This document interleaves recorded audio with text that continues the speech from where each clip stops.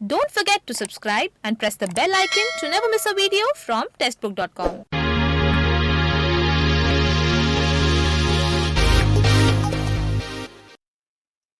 नमस्कार, स्वागत है आपका टेस्टबुक.com में। आईपीएस क्लर्क का रिक्रूटमेंट नोटिफिकेशन रिलीज हो चुका है और इसके जो रजिस्ट्रेशन है वो 12 जुलाई 2021 से स्टार्ट हो चुके हैं और 1 अगस्त 2021 लास्ट डेट है अप्लाई करने की। और जो कैंडिडेट्स तैयारी कर रहे हैं आईपीएस क्लर्क की और अप्लाई करने वाले हैं रिक्रूटमेंट नोटिफिकेशन में, हम उनके लिए वीडियो लेकर आए हैं और इस वीडियो में हम बात करेंगे आईपीएस क्लर्क के एग्जाम पैटर्न और सिलेबस की। तो देखिए, जो क्लर्क होता है आईपीएस क्लर्क को जो होता है उसमें आपके सबसे पहले प्रीलिम्स का एग्जाम होता है, फिर उसके बाद आपका होता है मेंस का एग्जाम। तो हम इसी के एग्जाम पैटर्न और सिलेबस का यहाँ पर डिस्कशन करने वाले हैं। तो आइए शुरू करते हैं। सबसे पहले हम जान लेते हैं कि एग्जाम पैटर्न क्या रहता है आईपीएस क्लर्क में, फिर हम जानेंगे उसका सिलेबस। तो देखिए, प्रीलिम्स का जो एग्जाम पैटर्न है वो आपका कुछ इस तरह से रहता है। इसमें आपके 3 सब्जेक्ट आते हैं। इंग्लिश लैंग्वेज 30 क्वेश्चन आते हैं 30 नंबर के। न्यूमेरिकल एबिलिटी 35 क्वेश्चन आते हैं 35 मिनट्स के। उसके बाद आपका आता है रीजनिंग एबिलिटी 35 क्वेश्चंस आते हैं 35 मार्क्स के, यानी टोटल आपके आते हैं 100 क्वेश्चंस 100 मार्क्स के। और इसमें यहां पर आपकी सेक्शनल टाइमिंग रहती है। हर सेक्शन को सॉल्व करने के लिए आपको 20 मिनट का टाइम दिया जाता है, यानी टोटल आपको 60 मिनट्स का टाइम दिया जाता है। तो ये आपका प्रीलिम्स का एग्जाम पैटर्न हो गया, जिसमें 3 सब्जेक्ट हो गए, 100 क्वेश्चन 100 नंबर और 1 घंटे का आपको टाइम मिलता है। सेक्शनल टाइमिंग आपकी रहती है। अब हम जानते हैं मेंस का एग्जाम पैटर्न क्या है। तो देखिए, मेन एग्जामिनेशन का एग्जाम पैटर्न क्या है। इसमें आपके 4 सब्जेक्ट आते हैं। सबसे पहले आपका आता है general financial awareness 50 questions 50 number के, 35 मिनट का आपको टाइम दिया जाता है। फिर आपका आता है जनरल इंग्लिश 40 क्वेश्चंस 40 मार्क्स के और 35 मिनट्स का आपको टाइम दिया जाता है। उसके बाद आपका आता है reasoning ability and computer aptitude. इसमें आपके 50 सवाल आते हैं 60 नंबर के और 45 मिनट्स का आपको टाइम दिया जाता है। अगला सब्जेक्ट है क्वांटिटेटिव एप्टीट्यूड। इसके आपके 50 सवाल आते हैं 50 नंबर के, टोटल 45 मिनट का आपको टाइम दिया जाता है।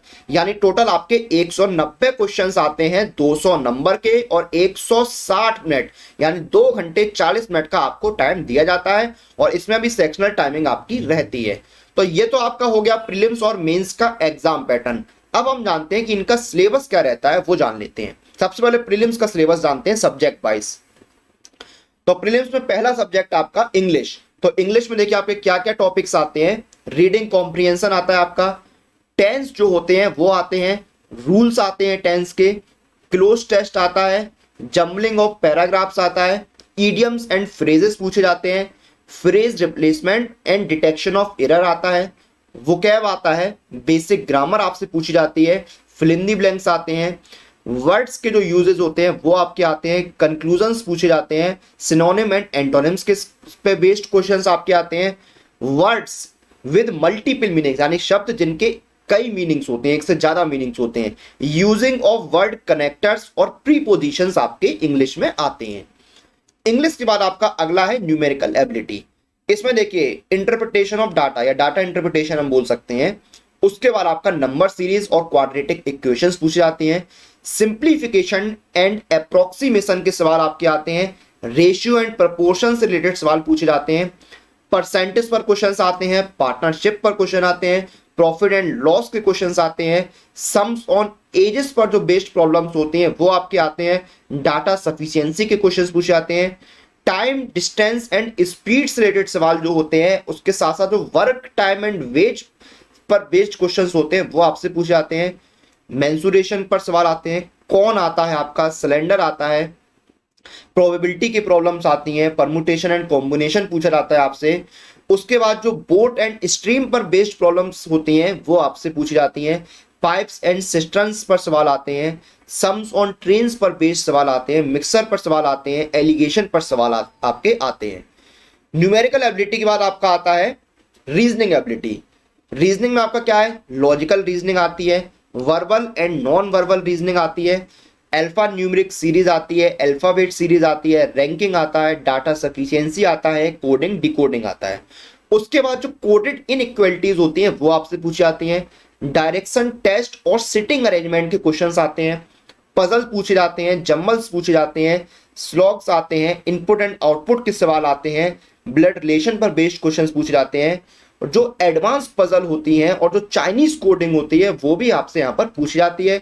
डिस्टेंस एंड डायरेक्शन के सवाल आते हैं और फिगर सीरीज आपकी पूछी जाती है रीजनिंग एबिलिटी में। तो ये आपके जो प्रीलिम्स के 3 सब्जेक्ट है उनका सिलेबस हो गया। अब हम जानते हैं मेन एग्जामिनेशन का सिलेबस क्या रहता है सब्जेक्ट वाइज। सबसे पहले हम जान लेते हैं जनरल अवेयरनेस और फाइनेंशियल अवेयरनेस में क्या आता है। स्टैटिक जीके आता है, उसके बाद करंट अफेयर्स आते हैं। करंट अफेयर्स में जितना भी जो आपका हाल फिलहाल में देश और दुनिया में घटित हुआ है वो सब आपसे पूछा जाता है। नेशनल और इंटरनेशनल लेवल के अफेयर्स आते हैं, चाहे वो हमारे देश के हों या फिर हमारे देश के बाहर जो विदेशों में जो हो रहा है, पूरी दुनिया में जो कुछ हो रहा है उससे संबंधित सवाल पूछे जाते हैं। बैंकिंग अवेयरनेस आते हैं क्योंकि बैंकिंग का एग्जाम है तो बैंकिंग अवेयरनेस आएगा। फाइनेंशियल अवेयरनेस आता है। Budget and monetary plans by the government, जो गवर्नमेंट का बजट होता है, जो मॉनेटरी प्लान्स होते हैं उस पर सवाल पूछे जाते हैं। जो नेशनल इंस्टीट्यूशंस हैं उनके सवाल आते हैं। जो बैंकिंग बेसिक बैंकिंग है वो आपका आता है। जीडीपी पर संबंधित सवाल आते हैं। रेपो रेट पर क्वेश्चंस आते हैं। इकोनॉमिक एंड फाइनेंशियल सेक्टर के सवाल पूछे जाते हैं।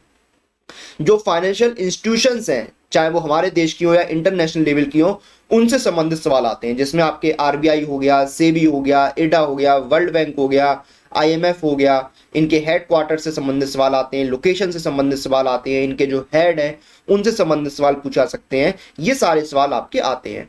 एब्रीविएशंस आते हैं, टर्मिनोलॉजीज आती हैं। गवर्नमेंट की जो स्कीम्स होती हैं, जो पॉलिसीज होती हैं, आप देखते हैं ना कि गवर्नमेंट समय समय पर नई नई स्कीम्स, नई नई पॉलिसीज लेकर आती है, तो वो सारे सवाल आपके यहाँ पर जीए, जनरल अवेयरनेस या फाइनेंशियल अवेयरनेस के सेक्शन में कवर होते हैं। उसके बाद आपका जनरल इंग्लिश आता है। तो जनरल इंग्लिश में कहीं ना कहीं जो सिलेबस है वो आपका प्रीलिम्स और मेंस का ऑलमोस्ट सेम होता है, सिर्फ डिफिकल्टी लेवल का फर्क होता है थोड़ा बहुत। इसमें आपका रीडिंग कॉम्प्रिहेंशन भी आता है, ग्रामर भी आती है, वोकैब आती है, idioms and phrases, tenses and rules, substitution with one word, sentence improvement के सवाल आते हैं, पैराफ्रेज आते हैं, क्लोज टेस्ट पूछा जाता है, पैराग्राफ्स की जंबलिंग आती है, फॉर्मेशन एंड रिकंस्ट्रक्शन पूछा जाता है, फिल इन द ब्लैंक्स आते हैं और मैचअप्स के सवाल पूछे जाते हैं। उसके बाद आपका आता है रीजनिंग एबिलिटी। कंप्यूटर और रीजनिंग एबिलिटी वैसे एक ही सेक्शन है, लेकिन इसका मैं सिलेबस आपको अलग अलग बता देता हूं। इसमें आपका एनालॉजी के सवाल आते हैं, एजम्पशन एंड स्टेटमेंट से रिलेटेड सवाल आते हैं, सिलॉक से संबंधित सवाल पूछे जाते हैं, कोडिंग एंड डिकोडिंग के क्वेश्चंस आते हैं, ब्लड रिलेशंस आते हैं, पैसेज एंड कंक्लूजन्स आते हैं, स्टेटमेंट एंड कंक्लूजन आते हैं, वर्बल एंड नॉन वर्बल दोनों तरह की रीजनिंग आती है, डायरेक्शन एंड डिस्टेंस आता है, अल्फा न्यूमेरिक सीरीज आती है। ये आपके रीजनिंग में सारे सवाल रहते हैं। अब कंप्यूटर में देखिए क्या क्या आता है। ऑपरेटिंग सिस्टम आता है। कंप्यूटर के जो हार्डवेयर और सॉफ्टवेयर हैं उनके संबंधित जो बेसिक सवाल है वो आपसे पूछे जाते हैं।